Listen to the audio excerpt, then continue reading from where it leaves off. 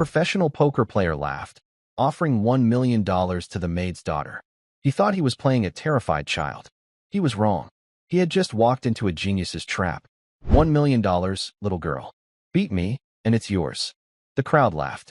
Poker pro Mason Ace. Harding was toying with the housekeeper's 12-year-old daughter. She was supposed to be invisible, but a spilled drink turned her into a pawn for the crowd's entertainment. This wasn't a game. It was a cruel ultimatum. If Emily lost a single hand, her mother would be fired. They would lose their apartment, their health insurance, their entire life. Trapped, she took her seat. The crowd saw a lamb for the slaughter. They had no idea they were watching a master strategist who had just set the perfect trap. Just before we dive in, let us know in the comments where you're watching from today. We love seeing how far these stories reach. Now let's jump back in. Enjoy the story. A 12-year-old girl faced a man who bet her future on a single hand. $1 million, little girl. Beat me, and it's yours. The crowd laughed, not knowing they were watching a master at work. The Royal Oak Ballroom at the Grand Minerva Hotel was not built for people like Emily. It was a cavern of wealth, 80 feet high with ceilings painted like an Italian church. 3 chandeliers, each the size of a small car, dripped crystal light onto the men below. The air was thick with the smells of expensive cigars, old whiskey, and the kind of perfume that costs more than a month's rent. Tonight was the annual Aces for Charity Poker Gala. This was where the city's most powerful people came to give away money. They signed checks with flourish and posed for cameras, all while trying to prove they were smarter than the next man. The buy-in for tonight's game was $25,000. The money was supposed to help underprivileged children. Emily Vance, 12 years old and blonde, was one of those children. But she was not here to be helped. She was here to work. Her mother, Susan, was the head housekeeper at the Minerva. But tonight, a waitress had called in sick. Susan had no choice but to bring Emily, put her in a spare uniform, and have her help clear glasses. Just stay by the walls, Em, Susan had whispered, her hands rough from work. Don't look anyone in the eye. Be invisible. We just need to get through the night. Emily was good at being invisible.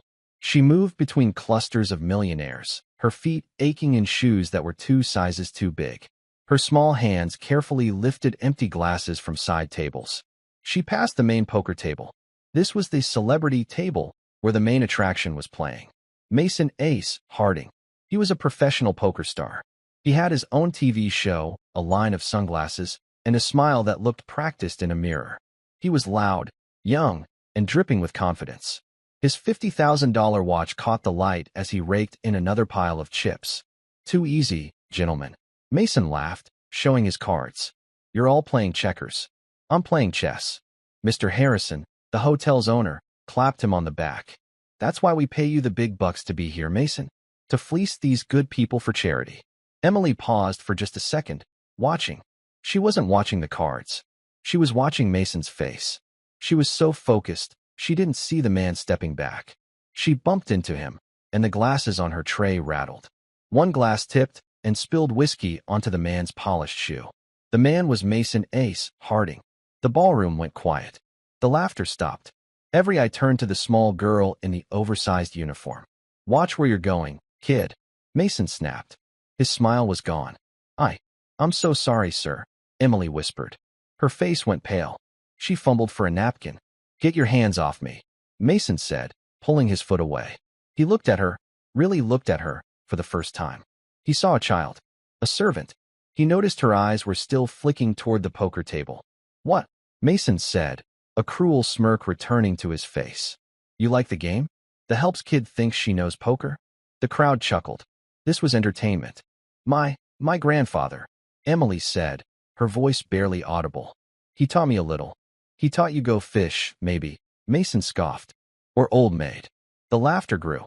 Mason fed off it. He was an actor, and this was his stage. He saw Mr. Harrison watching. He saw the cameras from the local news. This was a perfect opportunity to show off. I'll tell you what, Mason said, his voice booming across the room. I'm feeling generous tonight. It's for charity, right? He pointed a long finger at Emily. You, little girl. You and me. One hand of poker. Right now. Emily froze. Sir, I can't. What's wrong? Scared, Mason said. He grabbed a chair from a nearby table and slammed it down. Sit. From across the room, Susan Vance saw what was happening. She dropped a tray of clean silverware and ran over, her face a mask of terror. "Mr. Harding, please," Susan begged, putting herself between Mason and her daughter. "She's just a child." She was clumsy. "Please, I'll clean your shoes. Don't do this." Mason looked at Susan with pure dismissal. "This isn't about the shoes, sweetheart. This is about education. I'm going to teach your kid a lesson." He turned his smile to the crowd. "Let's make this interesting. It's for the kids, right?" He looked back at Emily. "Here's the deal. You play one hand against me. If you win, which is impossible, I will personally donate $1 million to the Children's Fund. In your name." A wave of gasps and applause filled the room. $1 million. The cameras pushed in closer. "What a guy, Mason!" shouted Frank Johnson, a loudmouthed CEO at the table. Emily was shaking. She looked at her mother. Susan was trying to pull her away. "We're leaving." "Come on, Emily."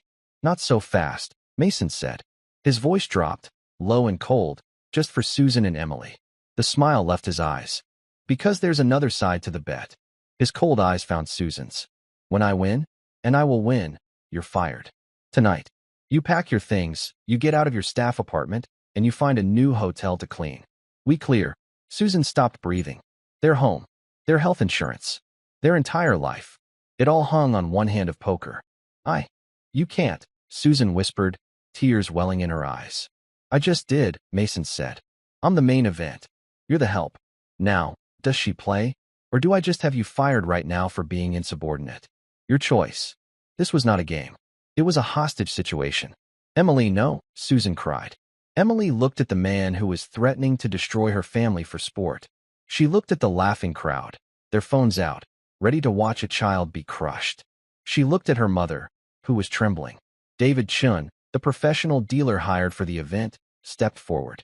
He was a quiet man with precise hands, a man who had seen the ugly side of high-stakes games for 20 years.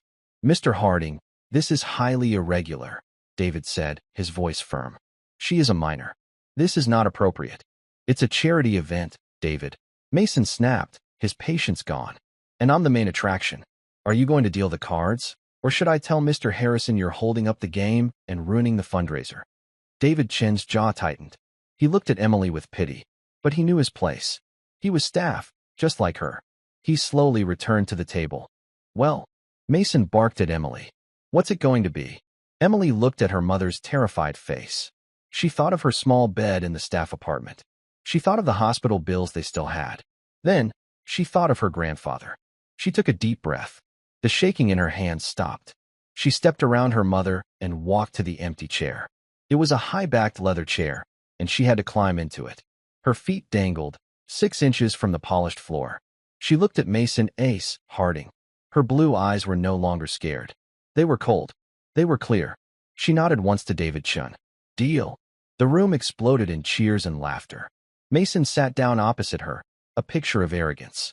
"This," he announced to the cameras, "will be over in about 90 seconds.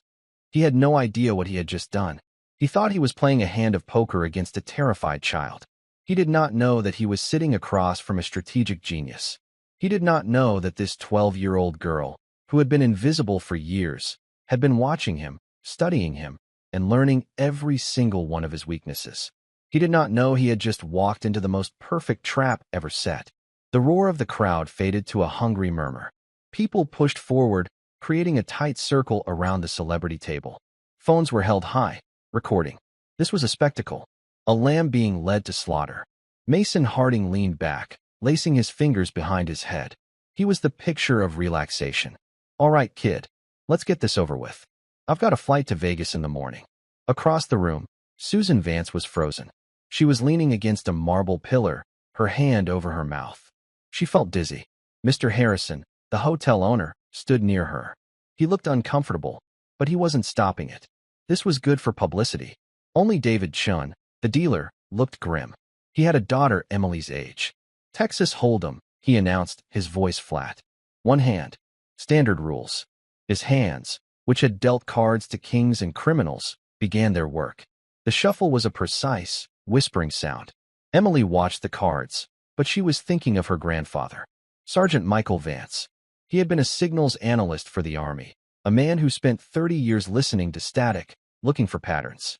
He was a quiet man, with eyes as blue as Emily's. After he retired, he lived with them in their small staff apartment until he got sick. The medical bills had eaten everything they had. He never taught Emily how to play poker. He thought gambling was a fool's tax. He taught her something more important. He taught her how to see. Most people look, he would say, his voice a low rumble as they sat on a park bench. They look, but they don't see. They hear, but they don't listen. He would lay out newspapers on their small kitchen table. Show me the pattern, he'd challenge her. He taught her to read stock market charts, weather maps, and political polls. It's all just data, Emily. Everything is a system. People are the easiest system of all. They are creatures of habit. They broadcast everything they're thinking. You just have to learn the language. For the past year, Emily had been learning a new language. The language of the rich. She had been invisible. And when you are invisible, you see everything. She had cleaned Mason Harding's suite last year. She saw the disorganized mess, the way he left expensive things on the floor. He was careless. He was impulsive. She had served drinks at this very event last year, standing in the shadows. She watched him play for 3 hours. She saw his tell. It was not a physical tick. It was more subtle. When Mason had a strong hand, a truly powerful hand, he did not get aggressive. He did the opposite. He became calm. He would lean back, just as he was doing now. He would make a joke. He would try to look relaxed. When his hand was weak, he blustered. He puffed up his chest. He tried to bully the other players. Right now, he was trying to look relaxed. David Chun finished the shuffle. He burned the top card, placing it face down. He slid the first card to Emily, then one to Mason, a second card to Emily, a second card to Mason. These were the whole cards. Their private secret. Check your cards, David said. Mason, all show, picked his cards up with a flourish. He glanced at them. Emily saw it. It was tiny, a small, involuntary widening of his eyes. A quick, satisfied puff of air from his nostrils. He immediately looked at the crowd, at the cameras, soaking in the attention. He was an actor who had just been given a great line. Emily kept her hands on the table. She did not reach for her cards. You going to look, kid? Mason chuckled. In a minute, Emily said. Her voice was small, but steady. She didn't need to look yet. She was watching Mason.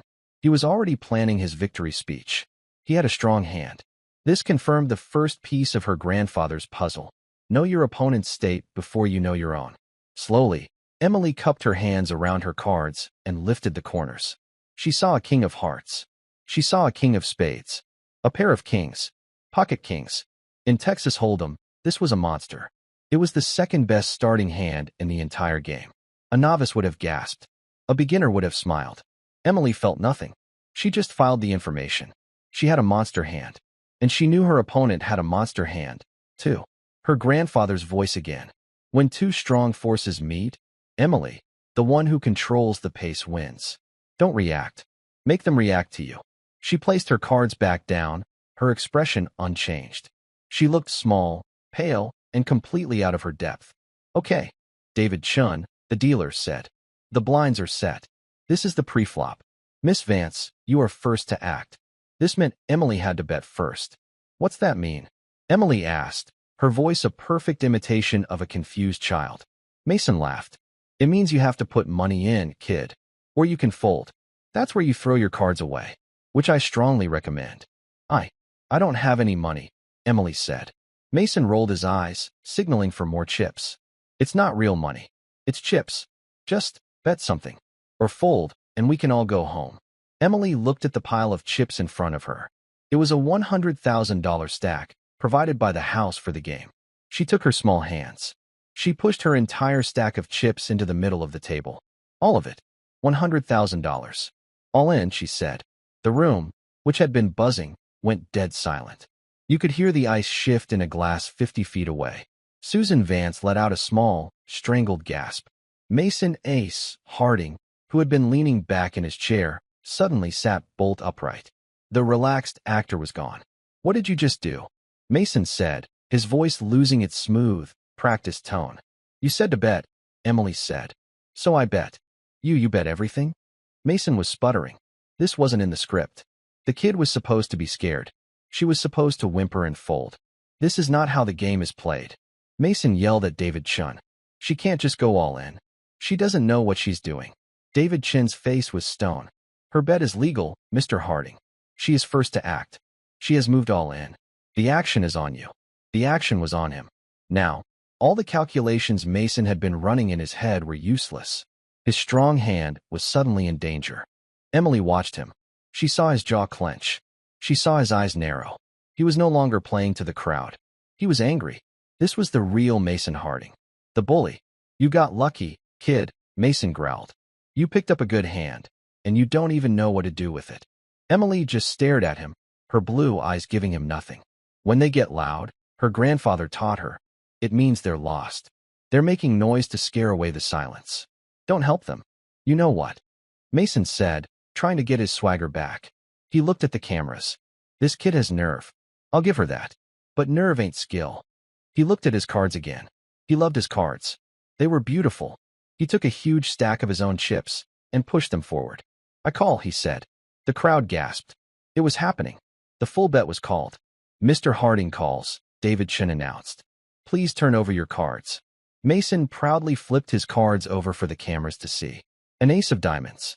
An ace of clubs. Pocket aces. The single best starting hand in poker. The crowd oohed in appreciation. That's it, shouted Frank Johnson. Ace has the aces. Mason stood up and bowed, blowing a kiss. Sorry, kid. House always wins. Susan Vance began to sob, turning away. This was it. It was over. Her life was over. Miss Vance, David Chin said, his voice gentle. Your cards, please. Emily, small and silent, turned over her 2 cards. The King of Hearts. The King of Spades. Pocket Kings. The crowd groaned. It was a cooler. A setup. The second best hand against the best hand. Emily was crushed. It was statistically a 4-1 long shot. She had an 80% chance of losing. Tough break, kid, Mason said, sitting back down. That's poker. A cruel, cruel game. Well, dealer, let's see the cards. End this poor girl's night. Emily had not moved. She had not looked at her mother. She had not looked at Mason. She was looking at David Chin's hands. She was waiting for the flop. She had lost the first battle. She knew that. But she also knew something Mason Harding didn't. She knew her grandfather was a war veteran, and he had taught her one final, critical lesson. You don't have to win every battle, Emily. You just have to win the last one. Dealer, she said, her voice clear. The flop, please. David Chin's face was a mask of professional calm. He was the eye of the storm. Around him, the room was a whirlwind of noise and shock. Mason Harding was standing, his arms raised, accepting the applause of his fans in the crowd. It's over, he yelled. Just like I said. 90 seconds. He pointed a finger at Susan Vance, who was being held up by another staff member. Ma'am, start packing. And someone get me a real drink. Emily Vance had not moved. Her small hands were still flat on the table. She stared at the 3 cards in the center. The flop, Ace of Spades, 9 of Hearts, 4 of Clubs. A complete disaster. Mason, holding 2 aces, now had a set of 3 aces. Emily's 2 kings were worthless. She was drawing dead. She had less than a 1% chance. To win, she would need both of the 2 remaining kings in the deck to be dealt. It was a statistical impossibility. The hand is not over, Mr. Harding, David Chin said. His voice was quiet, but it cut through Mason's celebration. What are you talking about, Davy? Mason laughed, sitting back down. It's over. She's dead. She needs running kings. That's not poker. That's a miracle. And miracles don't happen to people like her. Emily finally looked up. She did not look at the cards. She looked at Mason. This was it. The moment her grandfather had trained her for. It's called pot-committed ego, Emily, Michael Vance had told her, pointing to a photo of a politician in the newspaper. This man is giving a victory speech, but the election hasn't happened. He's not trying to win anymore. He's just trying to look like a winner. He's defeated himself. Emily had spent years watching people. She saw how the hotel's managers acted when they thought they were safe. She saw how the wealthy guests acted when they thought no one was listening. And she had watched Mason Harding for 2 years. His tell was real. Calm when strong, loud when weak. But now, he had the strongest possible hand. And he was the loudest person in the room. It was a contradiction. Emily's young mind saw it clearly. He wasn't playing anymore. He was performing. He was so high on his own power, so drunk on the humiliation of a child, that his arrogance had taken over. He was no longer a poker player. He was just a bully. And bullies have a weakness. They overreach. You're bluffing, Emily said. The room, which had been loud, fell silent again. Mason's smile froze. He let out a sharp, barking laugh. Bluffing? Did you hear that? The kid says I'm bluffing. Are you blind, girl? Look, Ace, I have the other two. I have 3 of them. You have nothing. I know what you have, Emily said. Her voice was steady. It was the voice of her grandfather. You have a very good hand. But you are still bluffing. Mason's face began to turn a deep, angry red. The camera crews pushed in. This was getting strange. Stop talking nonsense, Mason snapped. You lost. Get out of the chair. You bluffed about the bet, Emily said, her words clear and sharp. Mason froze. What? You bet something you don't own, Emily said. She turned her head, her blue eyes finding the hotel owner, Mr. Harrison, who was trying to hide behind a taller guest. Mr. Harrison, Emily called out. The owner flinched. Every person in the room turned to look at him. Mr. Harrison, Emily said again. My mother, Susan Vance. She is your employee, correct? Harrison, a man used to giving orders, looked like a schoolboy caught cheating. Well, yes. Susan is one of our best. Does he? Emily pointed her small finger at Mason Harding. Have the authority to fire her? The silence was a vacuum. Susan Vance stopped crying. She looked at her daughter, not with fear, but with a dawning, shocked awe. Mr. Harrison wiped his face with a silk handkerchief. He looked at Mason, then at the cameras, then at the other millionaires, his biggest clients, who were all watching him. He was trapped. Well, Mason, you know, Harrison stammered. This was all just a bit of fun. For charity. You can't just. A bet's a bet, Harrison. Mason snarled, realizing the ground was slipping. You wagered in bad faith, Mr. Harding. David Chun, the dealer, spoke. He was no longer just a dealer. He was the conscience of the room. You placed a bet with collateral that was not yours to lose. You did it to threaten a child and her mother. This is an outrage. Mason shouted. No, said a new voice. It was Frank Johnson, the CEO who had been laughing earlier. He was a ruthless businessman, but he hated a cheat. The kid's right. You can't bet another man's employee. That's bad form, Ace. Very bad form. A murmur of agreement went through the crowd. The tide of opinion, which had been so firmly with Mason, was turning against him. He was no longer the charming star. He was a bully who had been outsmarted. The bet for the $1 million donation, and for the job, David Chin announced, is void. The house does not recognize the wager. Susan Vance put her hands to her heart. She was safe. Her job was safe. Emily had won. She had saved her family. She had done it without even looking at the cards. Mason was shaking with rage. His entire public image was collapsing. He had been made a fool of. Fine, he screamed, his face purple. The bet's off. I don't care. But this hand is not over. He pointed at the $200,000 in chips in the middle of the table. That is still in play. And I'm winning. She is all in, and I called. I win her chips. Deal the cards, Chun. Deal the cards. I'm taking every last chip from this little brat. He was spiraling. His greed had blinded him. He had to win something. He had to crush her. David Chin looked at Emily. The chip bet is still valid. He is correct. The hand must be played to conclusion. Is that acceptable, Miss Vance? Emily looked at the man who had tried to ruin her. She thought of her grandfather. A true strategist, doesn't just win. They win in a way that the opponent never forgets. Emily gave a single, small nod. Finish the hand, please. Mason let out a sigh of relief. He would still win the pot. He would still be the winner. Thank you, he sneered. Now let's see this miracle. Dealer. The turn card. David Chun tapped the table. He burned the top card, sliding it under the flop. With a precise movement, he turned over the 4th card. The turn, the king of clubs. A collective, room-wide gasp. Frank Johnson, the CEO, choked on his drink. No, that's not possible. Mason Harding's jaw went slack. The board now read, Ace, 9-4, King. Mason's 3 aces were still the best hand. But Emily's 2 kings had just become 3 kings. It was a set over set. One of the most brutal, unlikely, and expensive hands in poker. She still loses, Mason stammered, his confidence evaporating. My aces are higher. My set is bigger. I'm still winning. I'm still winning. He was right. 3 aces beat 3 kings. He was still ahead, but he was terrified. The 1 in 1,000 chance had just happened. One card to come, Mr. Harding, David Chin said. The river. Mason was sweating. He was pleading with the deck. Anything. A pair. A 9. A 4. Anything. No king. No king. No king. Emily was perfectly still. She watched the fear in his eyes. David Chun burned the last card. He paused, his hand on the final card. The entire room held its breath. He turned it over. The river, the king of diamonds. The room was silent. It was a silence so complete, it was deafening. No one understood what they were seeing.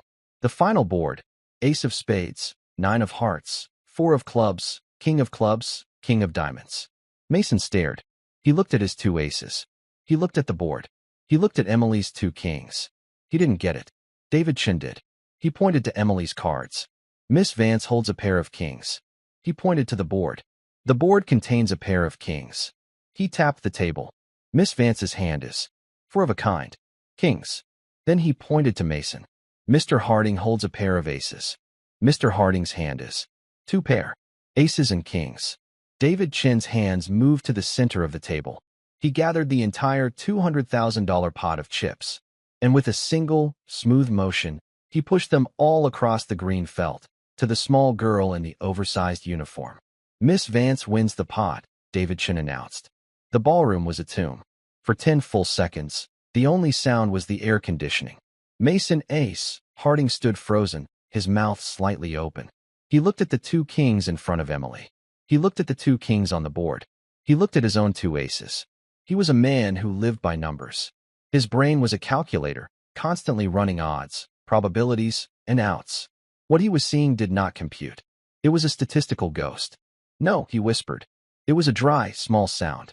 David Chun, the dealer, ignored him. His hands moved with quiet authority. He reached for the massive pile of chips in the center of the table. The sound of the chips moving, a gentle, plastic scraping, was like thunder in the silent room. The sound broke Mason's trance.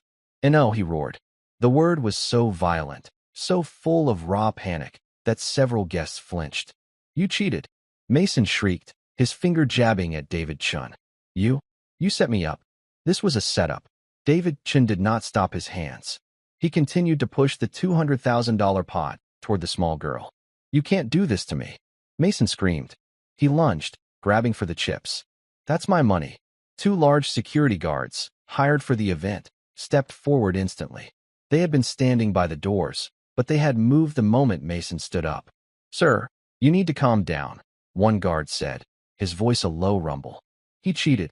Mason pointed at David Chun, his face a mask of sweat and fury. "And her. She was in on it. The little tramp." "That's enough." The voice was not from security. It was from Frank Johnson, the CEO. He had been watching, his arms crossed.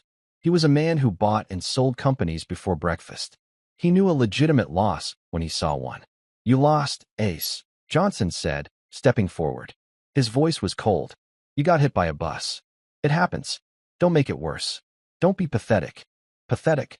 Mason laughed, a high-pitched, hysterical sound. "I am Mason Ace Harding. I am the face of poker. This nothing. This waitress's kid, she can't beat me." "She just did," Frank Johnson said. "In front of God and everyone. We all saw it. You had the best hand. You got beat by the only hand that could beat you. It was ugly, but it was clean. The cameras were rolling. The local news crew, who had come to film a rich man giving a big check, now had a much better story. A star's total meltdown. Get out of my way." Mason shoved Frank Johnson. This was his final mistake. The security guards did not hesitate. One grabbed his left arm, the other his right. "Sir, you're causing a disturbance," the first guard said. "This event is over for you," the second added. "You can't." Mason was struggling, his expensive suit jacket tearing at the seam. "Don't you know who I am? I'll have your jobs. I'll have all your jobs." He was a cornered animal, but the crowd was not on his side. They were watching with a kind of cold, fascinated horror. They were watching a man's entire life, his career, his carefully built image, evaporate in real time. "Harrison!" Mason screamed, his neck veins bulging as the guards pulled him toward the exit. "Harrison, stop them. I am your main event. I'll sue you. I'll sue this whole hotel." Mr. Harrison, the owner, just watched him go. He looked sick.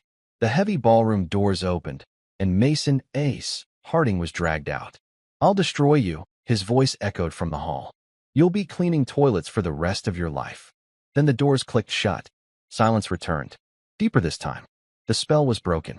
Susan Vance let out a sob that was half grief, half relief. She ran. She didn't care about the millionaires or the tables. She ran to her daughter. She reached the high-backed leather chair and practically pulled Emily from it, lifting her as if she weighed nothing. She held her, burying her face in her daughter's blonde hair. "Emily, Emily, oh my God," Susan cried, her body shaking. "You're safe. It's okay. It's over. We're safe." Emily hugged her mother back, her small arms tight around her neck. "I'm okay, Mom. He's gone. He can't hurt us." For a moment, they were the only two people in the room. A mother and daughter, an island in a sea of tuxedos and diamonds. Then, the room remembered where it was. Slowly, a single person began to clap. It was David Chun. He was still standing at his post, but he was clapping, his eyes fixed on Emily. Then Frank Johnson joined in. Then another guest. And another. Within seconds, the entire ballroom was filled with a rolling, thunderous applause. It was not the polite applause for charity. It was deep, genuine, and stunned. These powerful, wealthy people were clapping for a 12-year-old girl in a borrowed uniform. Emily, her face red, pulled away from her mother. She was standing in front of a mountain of chips. It represented more money than her mother made in 5 years. She looked at the chips. She felt no excitement, no desire. She thought of her grandfather. "Money is a tool, Em. You can build a house with it, or you can burn one down. It's just a tool." This tool was not hers. It was dirty. It was won in a moment of cruelty and pain. She looked up, her blue eyes scanning the room, passing the cheering guests, until she found the hotel owner. "Mr. Harrison," she said. Her voice was small, but the entire room quieted to hear it. The applause stopped. Mr. Harrison walked toward her. He looked like a man walking to his own judgment. "Yes, Miss Vance." He had called her Miss Vance. Emily pointed to the $200,000 in chips. "This is all charity money, isn't it?" she asked. It was the buy-in for the game. For the children. Harrison nodded, his throat tight. "Yes. Yes, it is." "And Mr. Harding," Emily continued. "He promised $1 million for the children. But he was just bluffing." A new wave of murmurs. She had named his sin. "It seems so, Miss Vance," Harrison said, his face grim. "Well," Emily said, "I don't want to be like him." She put her small hand on the pile of chips. She pushed it back toward David Chun. "Please," she said to the dealer, "make sure this gets to the children. All of it. It's not our money." David Chun looked at the $200,000. He looked at the girl. He had seen billionaires weep over losing a fraction of that amount. He gave her a slow, respectful smile. "Yes, ma'am. It would be my honor." Frank Johnson, the CEO, just shook his head, a look of disbelief on his face. "I'll be," he said to the man next to him. The kid's got more class in her little finger than Ace Harding had in his whole body. Susan Vance stared at her daughter. She had been terrified for her job. She had been terrified for her child. But in this moment, all she felt was a pride so fierce it took her breath away. Her daughter had faced down a monster. She had outsmarted him. She had defeated him. And then she had shamed him with her own simple goodness. Mr. Harrison looked at the chips. He looked at Emily. He understood. He had allowed a circus in his hotel. He had allowed his own employee to be threatened. And that employee's daughter had just taught him, and everyone in the room, a lesson in integrity. He knew what he had to do. This was not over. Not by a long shot. "Susan," Mr. Harrison said, his voice finding a new strength. "Miss Vance, would you please come with me to my office? We have a few things to discuss." Mr. Harrison's office was on the penthouse level. It was a world away from the noise of the ballroom. The walls were dark mahogany. The carpets were so thick they absorbed all sound. A single lamp on a vast desk cast a warm, private glow. The room smelled of leather and floor wax. Emily and Susan Vance entered. Mr. Harrison closed the door behind them, and the click of the latch sounded final. Susan was trembling, her hand gripping Emily's. She was a housekeeper. She had only ever been in this office to dust the shelves. She had never been invited to sit. "Please," Mr. Harrison said. His voice was tired. He did not go behind his large, imposing desk. That was a place of power, and he knew he had no power in this room. Instead, he motioned to two leather armchairs near the window. He took a smaller chair opposite them. He was a man humbled. Mrs. Vance. Susan, he began. He leaned forward, his hands clasped between his knees. There are no words. What happened in that ballroom tonight? It was a disgrace. It was a failure on my part. Susan just looked at him, her eyes wide. She was still in shock. He threatened you. Harrison continued, his voice low. He threatened your job, your home. He did it for sport. In my hotel. Using my event. He looked directly into Susan's eyes. I am more sorry than I can say. I should have stopped it. The moment he opened his mouth, I should have had him removed. I was a coward. I was thinking about the charity, the cameras. I was not thinking about my staff. My people. There is no excuse. Susan had never heard a man like Mr. Harrison speak this way. She had lived a life of being invisible, of being the help. She was prepared to be fired. She was prepared for yelling. She was not prepared for an apology. Thank you, sir, she whispered. That was all she could manage. Mr. Harrison nodded, accepting her grace. Then, he turned his full attention to the small girl sitting beside her. Emily was no longer the frightened child on the ballroom floor. In the quiet of the office, she just seemed tired. She was still just a 12-year-old girl, and she had just been through a war. Miss Vance, Harrison said. He couldn't bring himself to call her Emily. It felt disrespectful. You were extraordinary. Emily said nothing. She just watched him. I have been around high-stakes poker players my entire life, Harrison said. I have seen men win and lose fortunes. I have never seen what I saw tonight. He paused, trying to find the right words. The cards, that was a miracle. That was 1 in a million. I don't understand that. But that's not what I'm asking about. He leaned a little closer. I'm asking about the bet. Before the flop. Before you ever saw the cards. You knew. You knew to call his bluff. Not his card bluff. His life bluff. You called him on threatening your mother. How? Emily looked at her mother's hand, holding it tight. My grandfather taught me, she said, her voice clear in the quiet room. He taught me how to listen, and how to see. See what? Harrison asked. Patterns, Emily said. Mr. Harding isn't a poker player. He's an actor. He only cares about the audience. When he's weak, he acts loud and strong. When he's strong, he acts quiet and relaxed. We all saw that, Harrison said. He had aces. He was strong, but he was acting loud. That's right, Emily said. It was a contradiction. He wasn't playing the hand. He was just bullying. He was so sure he would win. He wasn't thinking at all.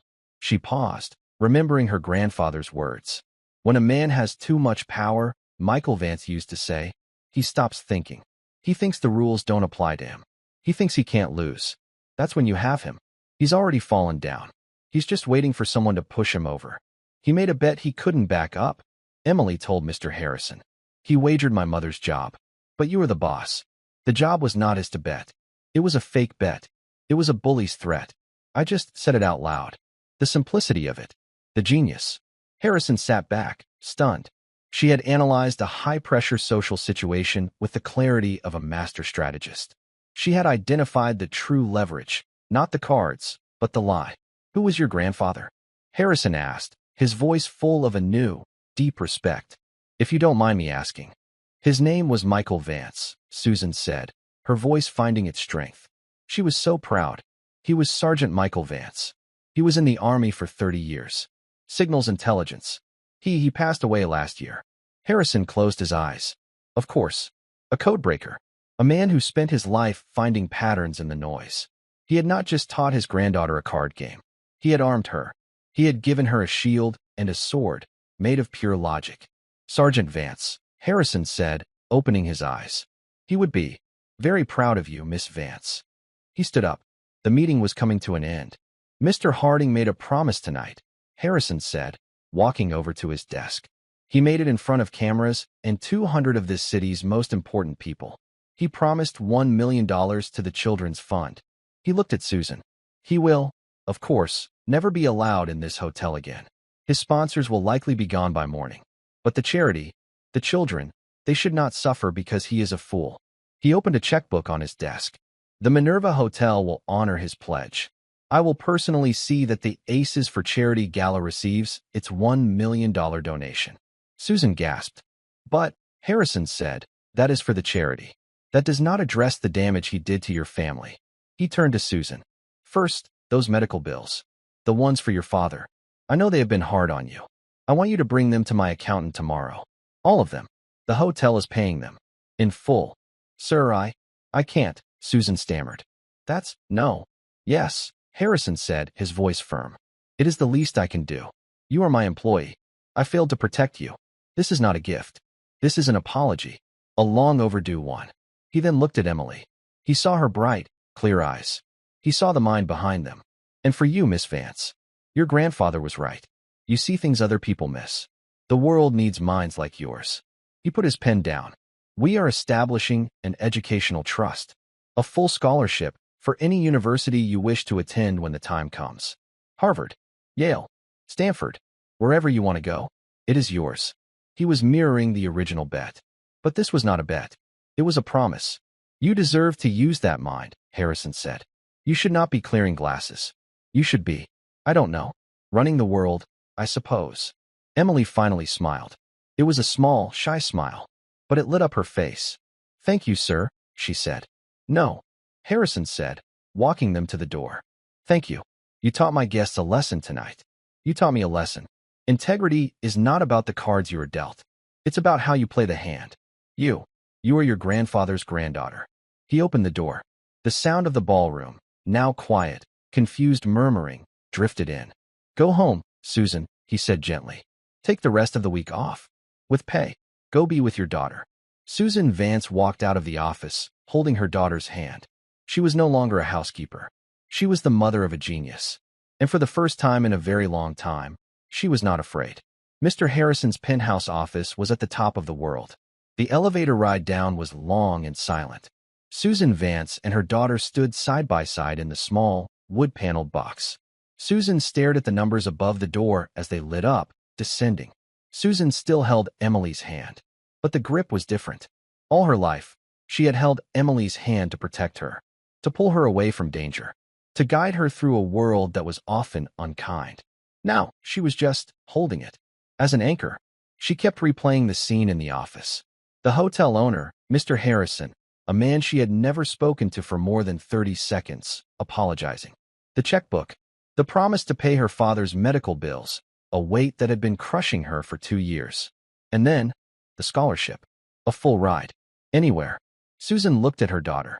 Emily was just staring at her own feet, her scuffed, oversized shoes barely visible under the hem of her uniform.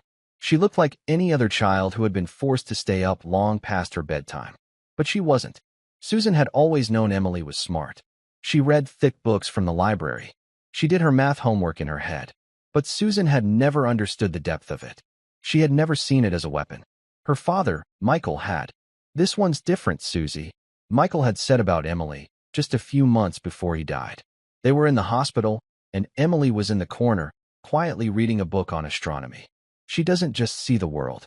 She sees how it works. Don't you ever let anyone make her feel small for that." Susan had thought he was just being a proud grandfather. Tonight, she understood. Her father hadn't been proud. He had been giving her a warning. The elevator doors opened with a soft ding. The sound of the ballroom hit them. The party was dead. The music was off. Where there had been laughter and celebration, there was now just the low, confused murmur of 200 people trying to process what they had witnessed. The room was still full. No one had wanted to leave. As Susan and Emily stepped out of the elevator, a path cleared. It was like the parting of the Red Sea. The millionaires, the socialites, the city's powerful, they all stepped back. They were no longer invisible. A woman in a red dress, diamonds at her throat, looked at Emily with an expression of pure, unadulterated awe. Frank Johnson, the CEO who had stood up for Emily, was near the coat check. He saw her. He didn't smile. He just dipped his head in a nod. It was a sign of respect from one power player to another. Across the room, David Chun was the only person still at the celebrity table. He was methodically packing his equipment. He had finished cleaning the table. The cards were gone. The chips were gone. The green felt was pristine, as if nothing had ever happened. He saw Emily. He stopped what he was doing. He stood up straight. He placed his right hand over his heart. A silent thank you. Emily, her face shy, gave him a small nod back. They were the only two people in the room who truly understood the game that had been played. Susan guided Emily toward the grand archway that led to the hotel lobby. They passed the main bar, a long, dark wood counter where guests were ordering quiet drinks. A large television screen above the bar was on, playing the late-night news. The anchorwoman was speaking, her face serious. "We have breaking news from downtown. A major shock at the annual Aces for Charity Gala tonight." The screen cut to shaky, pixelated footage. Phone footage. It was Mason Ace Harding. They saw him, his face purple, screaming, "I'll destroy you. You'll be cleaning toilets." They saw the security guards dragging him, his feet scraping on the marble. The footage was raw, ugly, and devastating. "The man you see being removed," the anchorwoman's voice narrated, "is professional poker star Mason Ace Harding. Eyewitnesses say Mr. Harding suffered a dramatic loss at the celebrity table." Susan tried to pull Emily away. "We don't need to watch this, Em." "Wait," Emily said. A new anchor appeared. "Janice, we have an update just coming into our newsroom. The World Poker Tour, which sponsors Mr. Harding, has just released a statement. Harding has been suspended, effective immediately, pending an investigation into conduct unbecoming a professional."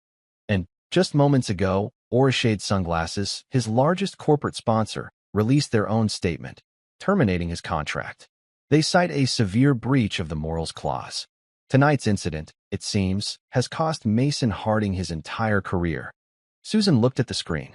The man who, 2 hours ago, held the power to ruin her life, was now ruined himself.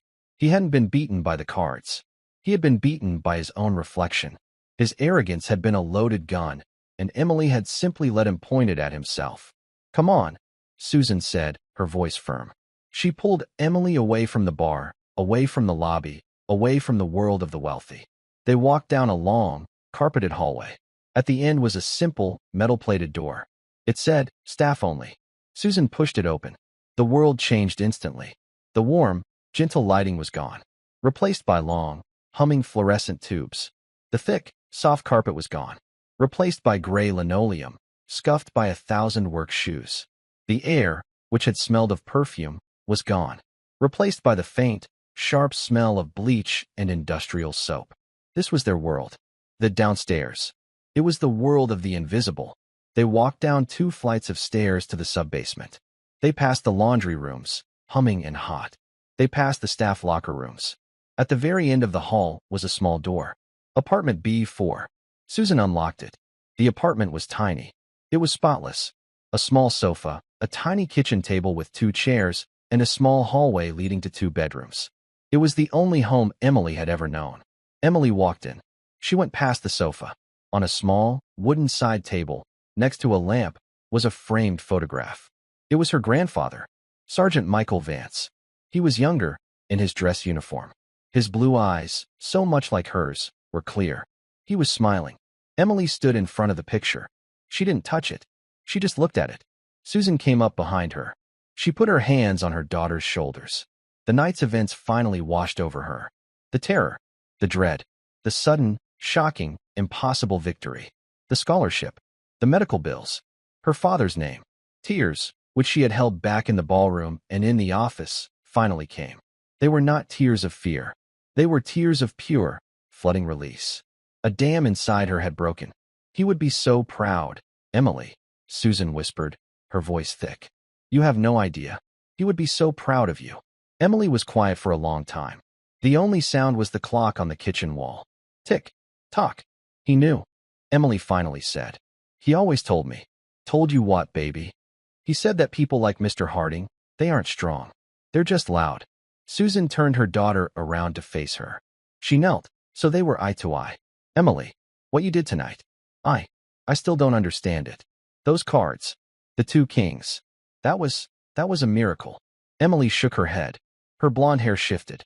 "No, Mom," she said. Her voice was firm. "The cards didn't matter. This was the truth. The final piece of the puzzle." Susan looked confused. What do you mean? "You won. You had 4 kings." "I won before the cards," Emily said. "I won when he made the bet. He was beaten the moment he sat down." She was explaining it simply, as her grandfather would. He didn't have a poker problem. He had an ego problem. He had to show off for the cameras. He had to be the star. When I went all in, I wasn't betting on my cards. I didn't even know my cards yet. Susan's eyes widened. What were you betting on? I was betting on him, Emily said. I bet that he was a bully. I bet that he was arrogant. I bet that he couldn't stand a little girl challenging him. And I bet that he would be so angry. He would try to crush me. He did exactly what I thought he would. She looked at her mother. I already won. The cards were just for the crowd. They needed to see a miracle. But he was already beaten. The true strategy. It was never about the kings. It was about the man. The man who was so blinded by his own power, he couldn't see the trap. The man who had already fallen down, just waiting for someone to push him over. Susan Vance looked at her 12-year-old daughter. This small child who saw the world like an X-ray. She pulled her into a hug, a fierce, tight hug. She was not hugging a fragile child. She was hugging the strongest person she had ever known. It's over, Susan whispered into her hair. It's all over. We're safe. Emily hugged her mother back. Her eyes were open, looking past her mother, at the picture of the smiling sergeant. No, Mom, Emily said, her voice quiet, but absolutely certain. We were always safe. He just didn't know it. And that's the final river card. My hope with these stories is to give you a front row seat to a moment of perfect justice, a chance to drift and watch the game play out. I'm always curious what you were doing while listening. Were you on a break or settling in, waiting for the bully to get what he deserved? Let me know in the comments. And if you want to make sure we cross paths again for the next high-stakes game, hitting that like and subscribe button is the best bet you can make. We're always improving, so all feedback is welcome. Thank you for watching.